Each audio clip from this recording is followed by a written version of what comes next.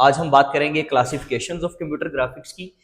Actually तो हम पढ़ने जा रहे हैं टाइप्स ऑफ कंप्यूटर ग्राफिक्स, जिसमें अगर आप कभी भी टाइप्स को सर्च करोगे ना कंप्यूटर ग्राफिक्स की, तो आपको कभी 2D 3D मिल जाएगा, कभी रास्टर ग्राफिक्स और वेक्टर ग्राफिक्स मिल जाएगा, कभी नॉन इंटरेक्टिव एंड इंटरेक्टिव मिल जाएगा। तो एक्चुअली इस चीज को समझेंगे कि ये एक्चुअल जो टाइप्स हैं कंप्यूटर ग्राफिक्स की वो कौन सी हैं।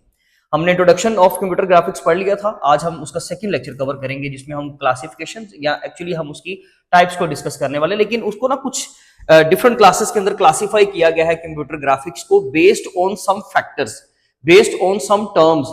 जैसे कि क्लासिफिकेशन बेस्ड ऑन इंटरेक्शंस, अगर इंटरेक्शन की बेस पर उसको हम लोग डिवाइड करेंगे तो हमारे पास टू टाइप्स हैं, एक है non interactive graphics and the second one is interactive graphics. याद रखिएगा, बारी बारी इनको डिस्कस भी करते हैं। Next, based on the dimensions, अगर डायमेंशनैलिटी की बात करें, अगर हम डायमेंशंस की बात करें तो उसकी बेस पर हम कंप्यूटर ग्राफिक्स को फर्दर दो टाइप्स में डिवाइड करते हैं, एक 2D में यानी कि 2 डायमेंशनल और एक 3D यानी कि 3 डायमेंशनल के अंदर हम उसको डिवाइड करते हैं। नेक्स्ट एक आता है हमारे पास इमेज रिप्रेजेंटेशन, यानी कि classification of computer graphics based on image representation. Image को रिप्रेजेंट कैसे किया जाएगा या इमेज कैसे रिप्रेजेंट होगी, उसके भी फर्दर दो मेथड है। द मोस्ट इंपॉर्टेंट, और वो कौन सा है जी, एक रास्टर ग्राफिक और एक है वेक्टर ग्राफिक्स, जो हम सीखेंगे, बहुत इंपॉर्टेंट है ये।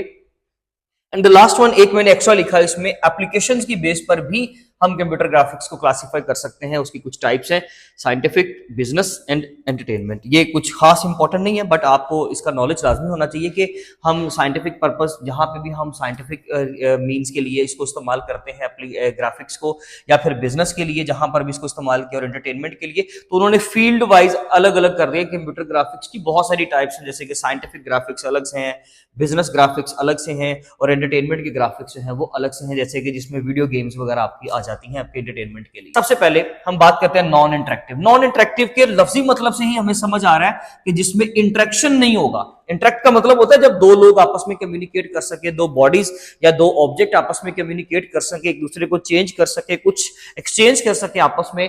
ऐसा यहां पर नहीं होता नॉन इंटरेक्टिव ग्राफिक्स में।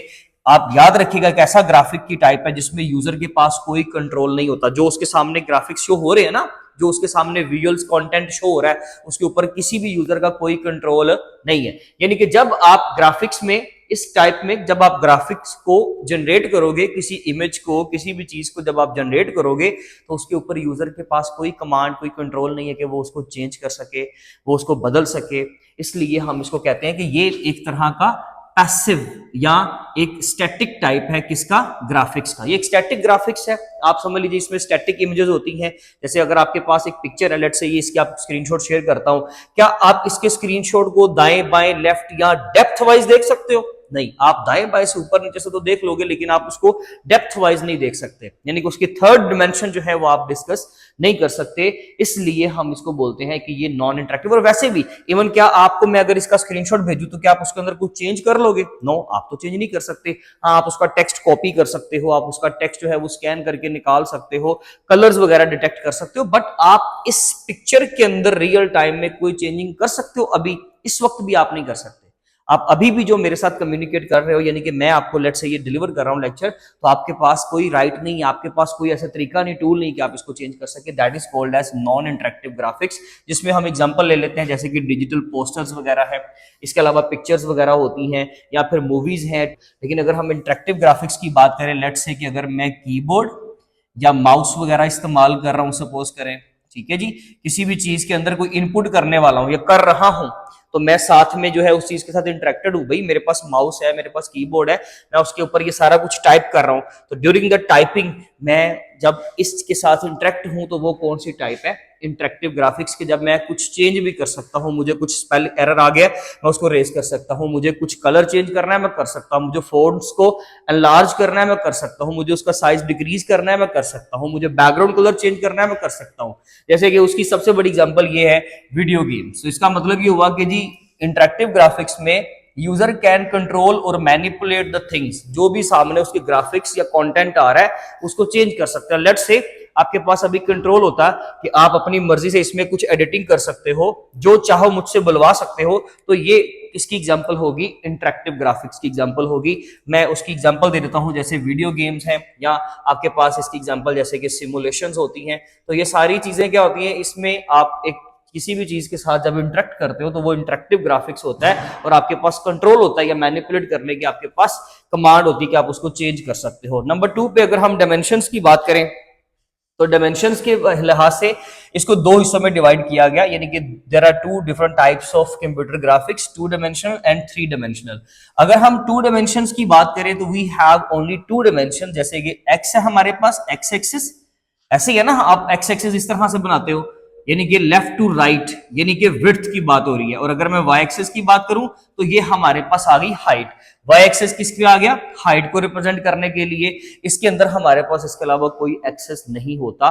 खास करके जैसे अभी की भी एग्जांपल आप ले लो, तो ये जो बोर्ड है मेरे लिए ये 2 डायमेंशनल है, यानी कि मैं लेफ्ट से राइट लिख सकता हूं, टॉप से बॉटम लिख सकता हूं। इसके अलावा मेरे पास कोई तरीकाकार नहीं है, कि मेरे पास कोई टूल नहीं है, ना मेरे पास कोई इस तरह की कोई चीज है कि जिसके जरिए से मैं इसकी 3rd डायमेंशन को भी कवर कर सकूं। तो ऐसा मैं नहीं कर सकता, मैं इसके अंदर वाली साइड से कुछ भी मेंशन नहीं कर सकता, ना आपको दिखा सकता हूं।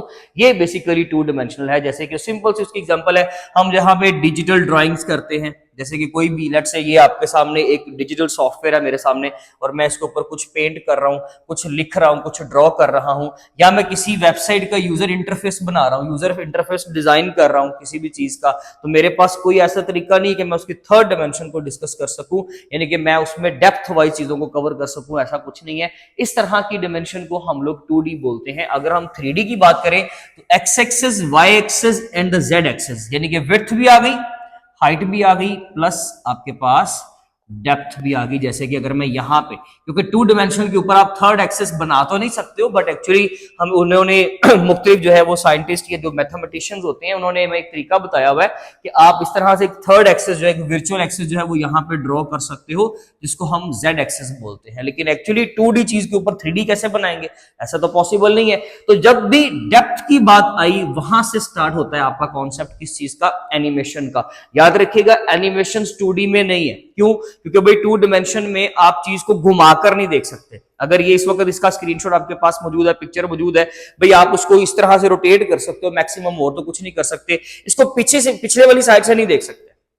लेकिन अगर आप इसको बैक साइड से देखते हो तो फिर भी समझ लीजिए कि आपने 3rd डायमेंशन यूज किया है, यानी कि आपने 3D का कॉन्सेप्ट यूज किया है, आपने डेप्थ का कॉन्सेप्ट यूज किया है। और इसी चीज को तो हम एनिमेशन कहते हैं, कि जब हम एक ऑब्जेक्ट को मॉडलिंग करने के बाद, मॉडलिंग और 3D के, यही तो 3D के कंपोनेंट्स है सारे, जो हमने अपने फर्स्ट लेक्चर में कवर भी किए थे। 3D में क्या था, हम एक चीज की सबसे पहले मॉडलिंग करते हैं, राइट, यानी कि मैथमेटिकल इक्वेशंस के जरिए से हम एक चीज को बनाते हैं। नेक्स्ट नंबर 2 पे हम उसकी रेंडरिंग करते हैं, यानी कि हम उसको कोई सॉलिड पिक्चर देते हैं, जिसको हम टेक्सचरिंग भी कहते हैं। एक्चुअली तो उसके अंदर टेक्सचरिंग करते हैं ना। तो रेंडरिंग में हम क्या करते हैं कि उस मॉडल को, उस प्रॉपर जो हमारे पास डॉटेड लाइंस या सॉलिड लाइंस का एक मजमुआ है, एक ऑब्जेक्ट जो हमने अभी अधूरा बनाया है, हम उसको रेंडर करते हैं। तो रेंडर में क्या होता है कि वो चीज आपकी 2D या 3D में कन्वर्ट हो जाती है। एक्चुअली तो हम उसको पहले प्री फेज की अगर बात करें तो 2D में पहले कन्वर्ट करते हैं। 2D में कन्वर्ट करने के बाद देन उसको एनिमेट करवाया जाता है। तो वो चीजें सारी, या वो जो टेक्सचरिंग का जो कॉन्सेप्ट है सारा, वो बेसिकली किसका हिस्सा है, 3 डायमेंशन, यानी कि 3rd डायमेंशन का, जिसमें एक्स एक्सिस, वाई एक्सिस और जेड एक्सिस के ऊपर चीज को देखा जाता है। ठीक हो गया जी। ये खास करके किसके अंदर, एनिमेशन के अंदर, बहुत सारी मूवीज के अंदर हम इसको 3D के कॉन्सेप्ट को इस्तेमाल करते हैं। अब 3D कार्टून आ चुके हैं। एनिमेशन में आपने बहुत सारी इस तरह की मूवीज देखी होंगी जिसमें 3D का कॉन्सेप्ट यूज किया जाता है। अब अगर हम बात करें इमेज रिप्रेजेंटेशन की, तो image representation the most important portion, मैं इसको ये बोलूंगा ये सबसे इंपॉर्टेंट पोर्शन है आपका। क्लासिफिकेशन में इसके अंदर 2 टाइप्स हैं जी, एक है रास्टर और एक है वेक्टर ग्राफिक्स। देखें जी, रास्टर का मतलब होता है बेसिकली ग्रिड। याद रखिएगा, क्या मतलब होता है, ग्रिड, यानी कि कुछ डॉटेड पिक्सेल्स होते हैं ना आपके पास। पिक्सल क्या होता है, बेसिकली एक स्क्रीन के ऊपर जो सबसे बेसिक यूनिट होता है ना आपकी स्क्रीन का, एक फंडामेंटल जो यूनिट होता है उसको हम क्या बोलते हैं, पिक्सल। एक आपकी स्क्रीन का सबसे स्मॉलेस्ट पार्ट जो फर्दर डिवाइड नहीं हो सकता, उसको हम क्या बोलते हैं, पिक्सल बोलते हैं। तो पिक्सल्स का जो एक ग्रिड होता है ना, तो ग्रिड को बेसिकली हम क्या बोलते हैं, रास्टर बोलते हैं। या इसका एक सेकंड नेम है, इसको बिट मैप भी कहते हैं। बिट का मतलब होता है, कंप्यूटर में बिट का कॉन्सेप्ट आप सभी जानते हो, जिसमें 0 या 1, और मैप का मतलब होता है किसी चीज को बनाना, किसी चीज को क्रिएट करना, किसी चीज का नक्शा तैयार करना। तो बिट मैप यानी कि जब हम लोगों ने बहुत सारे पिक्सल्स के बिट्स का, क्योंकि एक पिक्सल की अगर हम बात करें ना, तो पिक्सल की बात करें तो यहां से कॉन्सेप्ट वैसे बहुत दूर निकल जाएगा, बट आप चीज को समझने की हद तक सुन लें कि पिक्सल जो है उसमें बिट्स की वैल्यूज होती हैं। उसमें अगर हम आरजीबी कलर वाले पिक्सल की बात करें, एक पिक्सल के अंदर कॉमनली 3 वैल्यूज होती है, जरूरी नहीं कि 3 हो, लेकिन ये इसमें 3 कलर लाजमी होते हैं, रेड, ग्रीन और ब्लू, और हर एक को एक खास वैल्यू के जरिए से रिप्रेजेंट किया जाता है। फिर उनको बिट्स में आप कन्वर्ट भी कर सकते हो। इसका मतलब कि पिक्सल इटसेल्फ बहुत सारे बिट्स का मजमुआ है। तो जब बहुत सारे बिट्स को अरेंज किया जाता है, उसका नक्शा बनाया जाता है, इसलिए उसको क्या बोला जाता है, बिट मैप। तो ये एक रास्टर या बिट मैप ग्राफिक्स है। ये रेजोल्यूशन पे डिपेंड करता है, यानी कि रेजोल्यूशन डिपेंडेंट है। इसका मतलब ये कि अगर ज्यादा रेजोल्यूशन होगी तो वहां पर पिक्चर का व्यू कुछ और होगा, अगर रेजोल्यूशन कम होगी तो वहां पर उसी पिक्चर का व्यू कुछ और होगा। इस चीज को समझिएगा। इसमें हमारे पास नंबर ऑफ पिक्सल जो है ना वो फिक्स्ड है, याद रखिएगा। क्या चीज?